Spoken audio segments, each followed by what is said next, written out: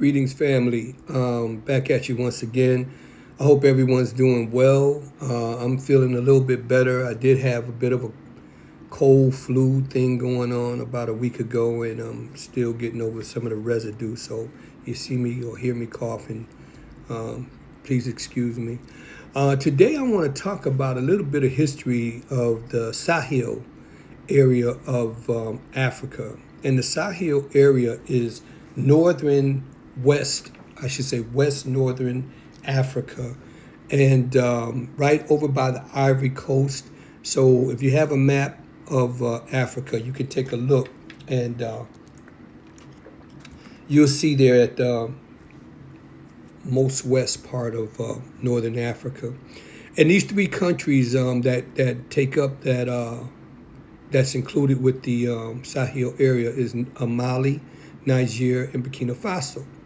And they have very interesting history. And I just wanted, because I mean, we hear what's going on today, but sometimes I like to know what went on before, you know? So one of the things I want to say is that the country of Mali, okay, Mali is a very historical country. It is a country that was once ruled by a great king by the name of Mansa Musa. Mansa Musa was a very, generous, philanthropic type of king. Okay, he gave out gold throughout all of that northern Africa, all the way across to Egypt, into Arabia, and some of his gold even made it to Europe. This is how rich his riches would make Elon Musk's riches look like Donald Trump's riches. You know, Elon to Mansa Musa is like Donald Trump to Elon Musk, if you get that, right? But anyway, let me just say this here. During the time of Mansa Musa, when he ruled Mali, Mali was a lot bigger than what it is now. It was dissected, as I said earlier, by colonizers, right? So now the countries that was under the umbrella of Mali included. Let's just start with Mauritania, Senegal, Gambia, Guinea, Burkina Faso, Nigeria, and Chad, okay?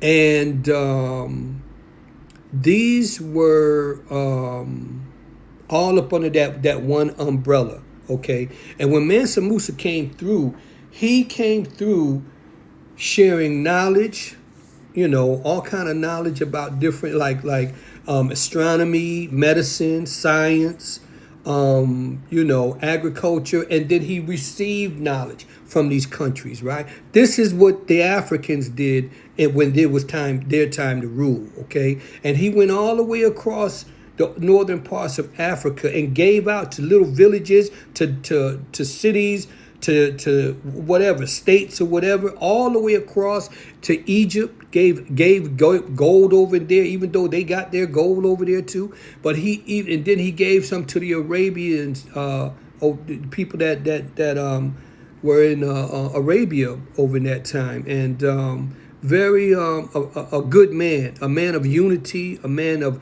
that wanted to uplift people, a man that was about we are people, you know what I'm saying, and not trying to take and conquer and pillage others, but giving, a lot different than the powers that be today, right? So anyway, also out of Mali came a tribe called the Dogon tribe, right? Now, what's so special about the Dogon tribe, which is still there today, right? The Dogon tribe was a tribe that if you look them up, you would never guess how intelligent they are because of their cultural dress, right? But check this out. There is in the Orion's belt, right? There is a celestial, some stars. It's called Sirius A and Sirius B. Well, America, with its top best technology never knew that there was a Sirius B. They knew of a Sirius A. And when they went and was looking into the people of Dogon, the Dogon leaders told them there is a Sirius B. And the Europeans, and they came out saying, well, no, that's crazy. How could these people know what they're talking about? They're a bunch of, jungle bunnies and jigaboos. They can't know. We have the best telescopes there are, Well, guess what? This is what they said in the 1980s. In the 1990s, when when the Europeans and their technology improved, guess what? They found it was a Sirius B. Now, who told the Dogons about this here, right? They say it was the sky people. So this thing goes real deep, right? You understand? The sky people are what we call aliens and stuff like that there.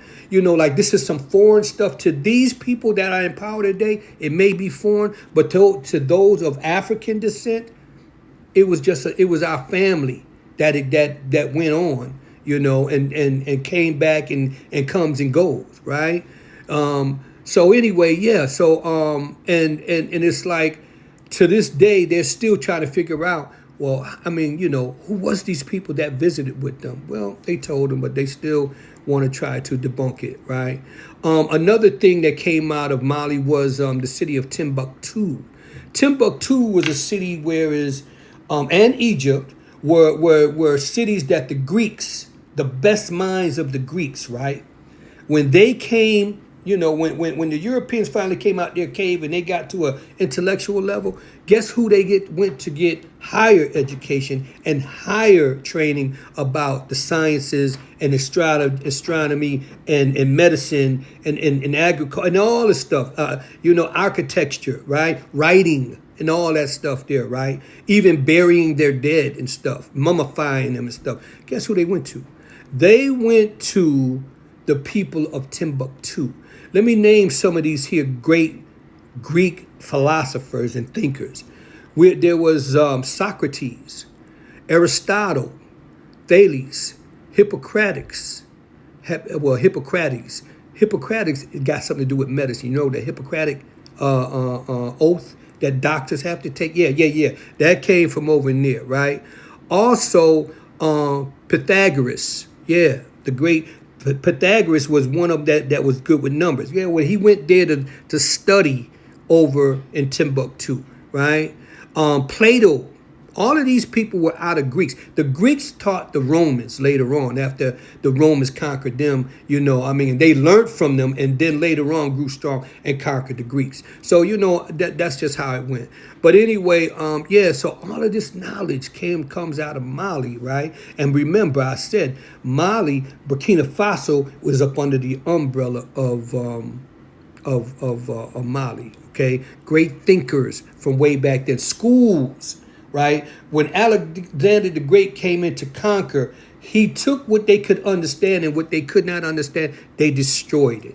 Now, okay, let me move on because I ain't got but a few minutes here. Now, when it comes to Niger has civilization all the way back 60,000 years.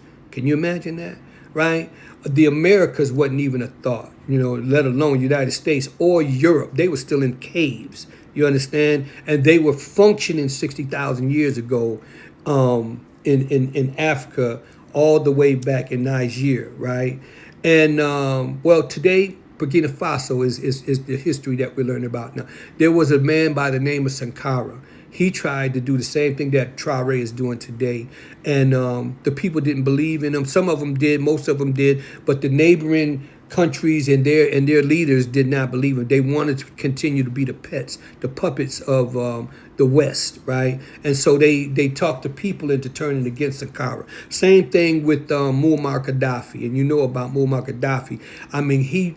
he had lifted the Libyan people up to a place where they had a lifestyle as good as United States, and somehow the U.S. and the EU got in there, turned the people against Muammar Gaddafi, and that's what they're trying to do today. They're trying to turn the people of Burkina Faso and all the countries around Traore against him so that they could take him down. But something is happening. He's opened up the border.